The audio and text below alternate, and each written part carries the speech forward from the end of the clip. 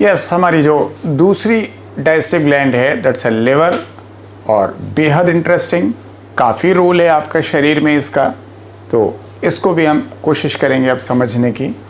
Liver के लिए एक शब्द हम इस्तेमाल करते हैं, कभी भी आए आपके पास तो ज़रूर जोड़ लीजिएगा, कभी हिपैटिक वर्ड लिखा हो तो इसका मतलब हम लिवर से ही लेते हैं, ये ध्यान रखिएगा। तो एक पॉइंट तो सबसे आसान है, शायद वो छोटी क्लास में 3rd 4th का बच्चा अब सीख गया है कि आपके शरीर की सबसे बड़ी ग्लैंड कौन सी है, the largest gland, yes, liver. लेकिन इसी को हम कलेजा भी कहते हैं, इसी को हम जिगर भी कहते हैं। हिंदी फिल्मों वाला जिगर नहीं है, हिंदी फिल्मों में दिल को भी और जिगर को दोनों मिला रखा है। तो दिल हार्ट से ताल्लुक़ रखता है और जिगर जो है वो कलेजे से ताल्लुक़ रखता है। तो ये ध्यान रखिएगा, जो 2 शब्द हम और प्रयोग करते हैं, जिगर और कलेजा, वो लिवर ही है। तो पहली बात आती है कि भाई कहाँ पर है, क्योंकि हिंदी फिल्मों में, गानों में इसको इंगित ऐसे कर देते हैं, दिल, जिगर, सब उनको लगता है यहीं सीने में ही सब कुछ दफन है। ऐसा नहीं है। This liver is present in the abdominal cavity. तो ज़रा लोकेशन इसकी जानते हैं हम। यस, यहाँ हमारे पास थोड़ा स्पेस है, मैं दिखा दूँ आपको। देखें, जैसे ये हमको दिखाते हैं,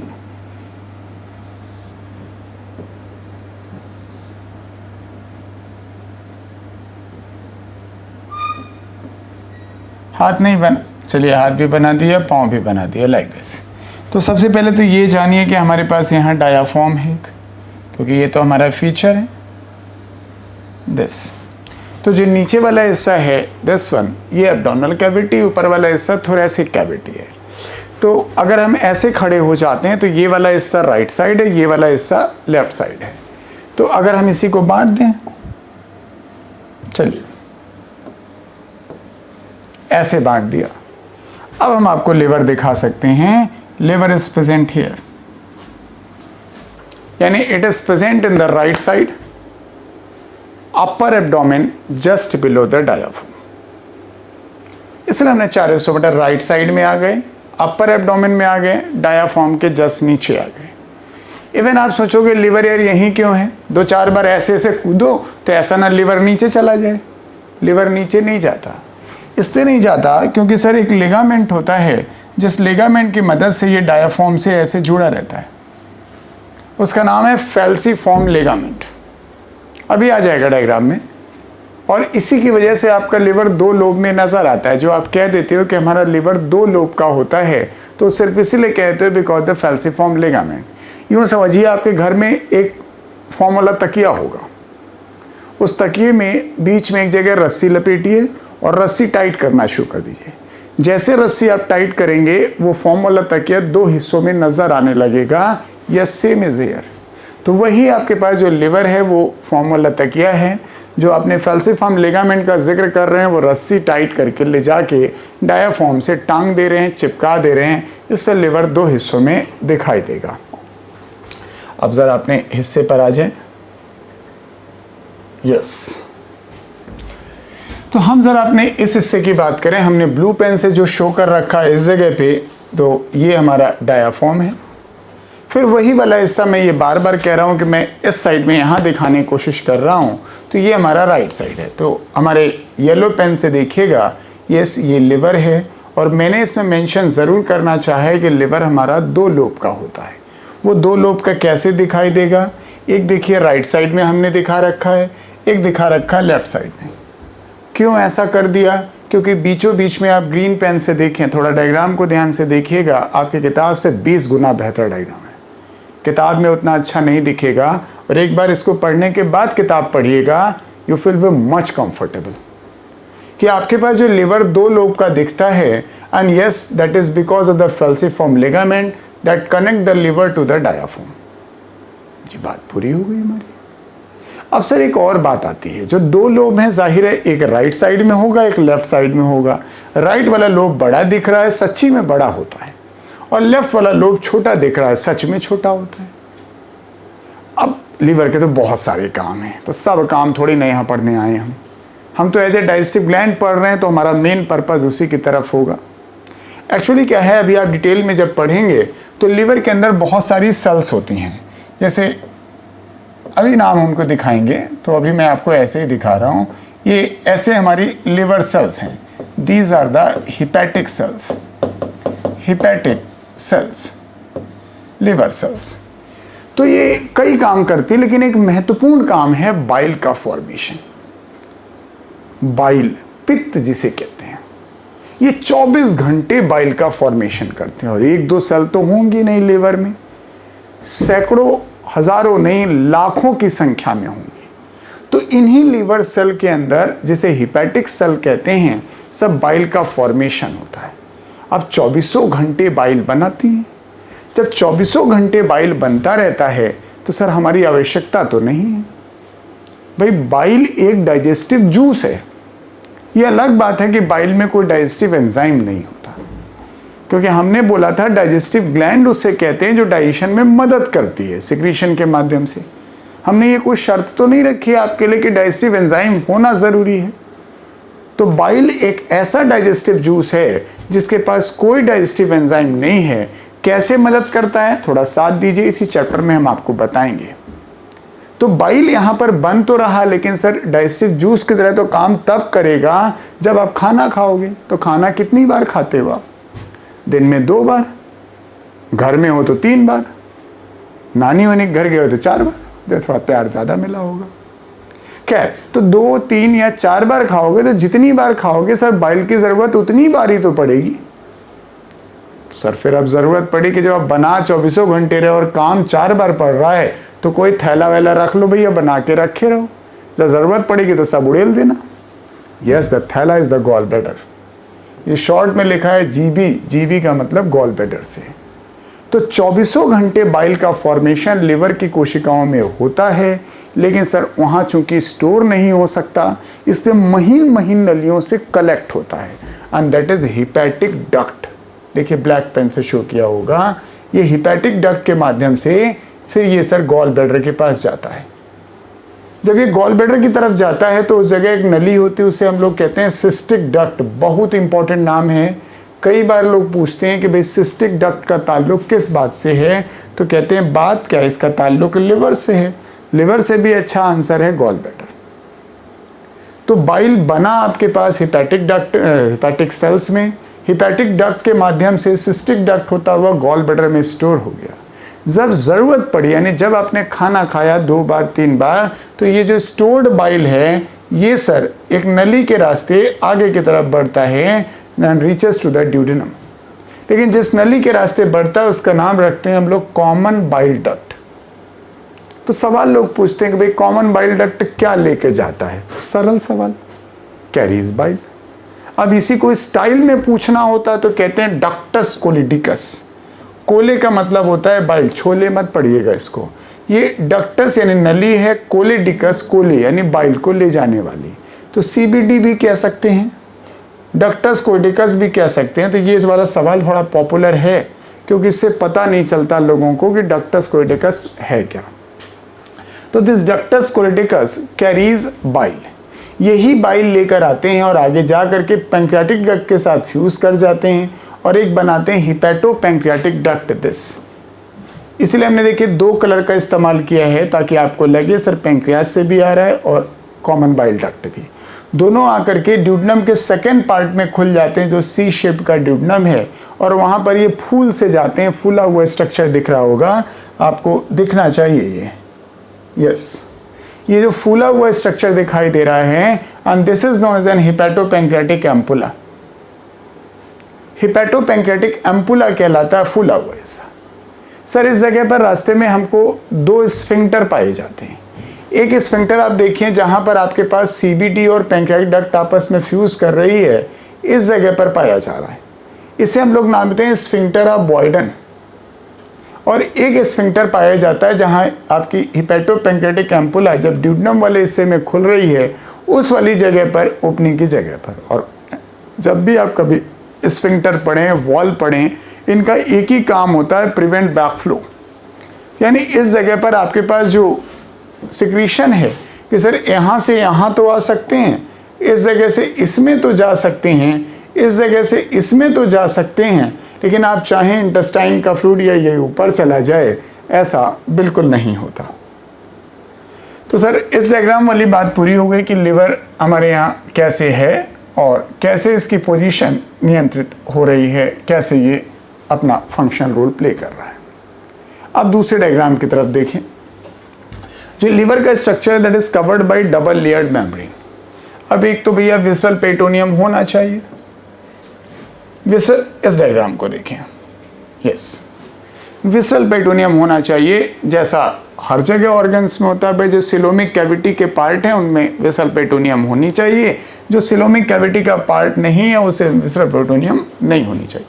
लेकिन सर उसके नीचे एक बड़ा इंपॉर्टेंट लाइन है एंड दैट इज ग्लीसन्स कैप्सूल। उसके नीचे ग्लीसन्स कैप्सूल पाया जाता है और ये कैरेक्टरिस्टिक फीचर है ऑफ मैमेलियन लिवर है। क्योंकि आप मैन पढ़ रहे हैं तो ह्यूमन कह लीजिए। ये फ्रॉग अगर मैं पढ़ाता तो सर कतई ग्लीसन्स कैप्सूल आपको नहीं पढ़ाता and that is a mammals, mammalian feature.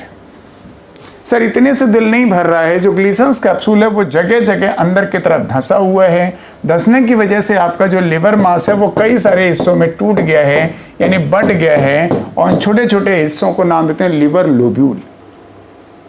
तो लिवर लोब आपने पढ़ा 2 होता है, और फिर लोब्यूल पढ़ा तो लोब्यूल बनाता तब है जब आपके पास ये सेप्टा बन जाते हैं। ग्लीसन्स कैप्सूल अंदर धंस के सेप्टा बना लेता है। लिवर लोब्यूल को कम मत समझिएगा, आपके मैन में तकरीबन 50,000 से 1,00,000 होते हैं। तो इससे अंदाज़ा लगाइए कि सर कितना ज़्यादा धंसा हुआ होगा। तो मैंने तो बड़ा डायग्राम बनाया है, कितनी ज़्यादा संख्या सेप्टा की होती होगी तब जाकर के लिवर लोब्यूल बनता होगा। और यही लिवर लोब्यूल जो यहाँ आप देख पा रहे हैं, this is the, yes, it is the structural and functional unit of the liver. Structural and functional unit of liver. तो जो कुछ आप यहां पर फंक्शन पढ़ेंगे and that is because of the liver lobule. तो ये दोनों डायग्राम हमारे पूरे हो गए। हम अपने लिवर के स्ट्रक्चर को देख पाए, यस, और लिवर लोब्यूल समझ पाए। अब जरा दूसरे हिस्से में देखें, हम लिवर लोब्यूल को समझना चाहेंगे। वो लिवर लोब्यूल क्या है? यस, हमने लिवर लोब्यूल का डायग्राम आपको बना के दिखाया है। तो इसका सेक्शन काट के बनाया। एक्चुअली क्या होता है, जो लिवर लोब्यूल होता है इसका शेप जो होता है वो पॉलीगोनल होता है, पॉलीगोनल। तो एक लिवर लोब्यूल को देखें, हमने तो पेंटागोनल बना रखा है। तो इसके पास जो होते हैं एकदम कई सारे रस्सी नुमा स्ट्रक्चर्स पाए जाते हैं, look on your yellow pen, and that is known as an radial cord. ये रेडियल कॉर्ड एक्चुअली रस्सी नहीं है sir, double row of radial cord. ध्यान से देखें, 2 लाइनें आपको दिखाई दे रही हैं and that represent the hepatocytes. ये है, हमने इसी वाले हिस्से को थोड़ा मैग्नीफाई किया है इस जगह पे। जैसे मान लीजिए इतने हिस्से को हमने मैग्नीफाई कर रखा है और यही डायग्राम यहाँ पे शो कर रखा है। तो आप कंपैरिजन करिए, जिसको आप रेडियल कॉर्ड कहा करते हैं वो actually double row of hepatocyte है। किसी भी 2 रेडियल कॉर्ड के बीच में आप स्पेस देखें, you will get this space the liver sinusoid. ये वो जगह होगी जहाँ पे आप कहते हो हमारा ब्लड स्टोर होता है लिवर में, क्योंकि लिवर जो है एक हीमोस्टैटिक ऑर्गन भी है। तो ये ब्लड स्टोर करने वाली जगह है। फिर इसमें जाहिर बात है लिवर में है तो सर हर कोने पर branches of hepatic artery, hepatic portal vein and bile capillaries होगी। सेंटर वाले हिस्से पर ब्रांच ऑफ हिपैटिक वेन होगी, भाई ये यहाँ से ड्रेन करके ले जाएगा। हिपैटिक आर्टरी है, हिपैटिक पोर्टल वेन है, ये लेकर आएंगी और बाइल कैपिलरी यहाँ से लेकर निकलेंगी। लेकिन इसको एक लाइन और आपको समझनी चाहिए, जो आपने यहाँ पर रेडियल कॉर्ड बनाया था इसकी सरफेस पे कुछ सेल्स और पाई जाती हैं and these are the very characteristic cells known as an Kupffer cell. उन्हें हम कफ्फर सेल कहते हैं, फैगोसाइटिक सेल्स होती हैं। इनका काम होता है कि जो डेड एंड ओल्ड आरबीसी होती हैं उससे ब्रेक कर देती हैं। जैसे जो आपके पास आरबीसीज होती हैं इन्हें ये ब्रेक कर देती हैं। देखते हैं कैसे ब्रेक करती हैं। इसी में देखें, तो जो आरबीसी हमारी वो जो ब्रेक होती है तो उसके अंदर हीमोग्लोबिन होता है, हीमोग्लोबिन ब्रेक होगी, यस, हीमोग्लोबिन ब्रेक होगी तो इसके दो पार्ट हैं, एक पार्ट कहलाता है हीम पार्ट और दूसरा पार्ट कहलाता है globin part. Globin part protein वाला पार्ट है तो ये डाइजेस्ट हो जाता है। हीम वाला पार्ट, इसमें दो पार्ट हैं, एक पार्ट आयरन होता है फेरस फॉर्म में और एक होता है पोरफायरिन रिंग। ये जो पोरफायरिन रिंग है यही सर आगे कन्वर्ट होकर के बाइल पिगमेंट बनाती है। बिलीरुबिन और बिलीवर्डिन जो आपने नाम सुन रखा है, and that is because of the breakdown of the dead and old RBC from the porphyrin, क्योंकि इसे तो हम स्टोर कर लेंगे, इस वाले हिस्से को हम स्टोर कर लेते हैं for the further use and use for the again haemopoiesis, और ये वाला हिस्सा डाइजेस्ट कर दिया गया तो सिर्फ यही वाला हिस्सा बचा और यही बाइल पिगमेंट आगे चल के बिलीरुबिन और बिलीवर्डिन में कन्वर्ट हो जाता है। Biliverdin. These are the bile pigment that passes via the urine and stool. No digestive role. It's the excretory product of the liver. Secretory कहते नहीं हम इसको, हालांकि हम नाम तो दे ही रहे हैं कि बाइल इज ए सिक्रीशन, लेकिन बाइल पिगमेंट की अगर हम बात करते हैं तो इसका कोई डाइजेस्टिव रोल नहीं है। टट्टी और पेशाब के रास्ते ये निकल जाता है। अब अलग बात है जब यूरिन में निकलता है तो इसका नाम बदल करके यूरोबिलिनोजन हो जाता है, थोड़ा मेटाबोलाइज हो जाता है, और जब स्टूल में निकलता है तो इसका नाम हो जाता है स्टीरिकोबिलिनोजन, और इस तरह से ये निकल करके वहाँ पर जो उसका नॉर्मल कलर है स्टूल और यूरिन का वही देता है। तो इस जगह हम यही देख पाए कि हमारे यहाँ ये जो बाइल हम लोग पढ़ रहे हैं, ये बाइल, यस, हाँ ये साइड, तो जो हम लोग देख पाए कि हमारा जो बाइल हमने यहाँ पर पढ़ा, ये उसके अंदर जो बाइल पिगमेंट पाया गया वो आया कैसे। तो ये डायग्राम लिवर लोब्यूल का है जो आपके टेक्स्ट बुक में नहीं है, लेकिन ये जानने, इसको डायग्राम से ये फायदा होगा, आप समझ पाओगे पॉलीगोनल कैसा है। कफर सेल का भी रोल आप समझ पाए, क्योंकि हम पढ़ते हैं कफर सेल कभी भी मूव नहीं करती हैं। कई बार इस कफर सेल की तुलना हम dust cell of the lung alveoli से करते हैं, क्योंकि वो भी मैक्रोफाजेज और वो भी फैगोसाइटिक है। लंग एल्वेलाई में डस्ट सेल पाई जाती है, तो वो पूरे एल्वेलाई में ऐसे टहला करती हैं कि ऐसा नहीं एयर के साथ कोई जर्म आ गया है तो उसको खा जाती हैं, लेकिन कफर सेल ऐसा नहीं करती हैं। वो एक जगह हाथ बांध के ऐसे खड़ी रहती हैं कि भाई आ जाओ आ जाओ आ जाओ। जितने आपके पास डेड एंड ओल्ड आरबीसी, क्योंकि आरबीसी का अपना लाइफ स्पैन है तकरीबन 120 दिन, तो जो एक दो दिन आगे पीछे हैं वो उसके पास जाते हैं और उनको ये इंगल्फ कर लेते हैं। तो ये वांडरिंग सेल नहीं होती हैं, मूव करने वाली सेल्स नहीं होती हैं, ये एक जगह फिक्स सेल्स होती हैं। तो बाइल के बारे में आपने देखा कि सर बाइल जो हमारा डाइजेस्टिव जूस है यहाँ पे वो बाइल है, हिपैटिक सेल्स में बना, सर हिपैटिक डक्ट के रास्ते सिस्टिक डक्ट से होता हुआ गॉल ब्लैडर में पहुंचा, फिर वहाँ से कॉमन बाइल डक्ट से होता हुआ, हिपैटोपेंक्रेटिक डक्ट से होता हुआ, हिपैटोपेंक्रेटिक एम्पुला से होता हुआ ड्यूडेनम तक पहुँचा। फिर हमने ग्लीसन्स कैप्सूल का महत्व जाना कि सर कितना बड़ा रोल है उसका। फिर लिवर लोब्यूल जिसको हमने कहा फंक्शनल एंड स्ट्रक्चरल यूनिट है, उसका डायग्राम दिखाया। फिर एग्जैक्ट पोजीशन हम दिखाना चाहते थे कि हमारे लिवर सेल्स हैं कैसे। इसकी जनसंख्या हमने आपको बताई तकरीबन 50,000 से 1,00,000 है। अब सोचिए अगर 1,00,000 लिवर लोब्यूल है और एक लोब्यूल में सोचिए कितनी सेल्स होती होंगी। अगर 1,000 भी सेल्स होती होंगी तो 1,000 लाख सेल खाली लिवर में होती हैं। लिवर एक ऐसा ऑर्गन है जिसमें मैक्सिमम रीजनरेशन होता है। वैसे तो आपके पास रीजनरेशन कम हो गया, जितने लोअर एनिमल्स आप देखोगे उनमें रीजनरेशन है, और रीजनरेशन का ख़त्म होना है ये हमने इवोल्यूशन की कीमत चुकाई है, क्योंकि हमारी जो सेल्स हैं समय के साथ इवोल्यूशन के साथ डिफ्रेंशिएट होती चली गई।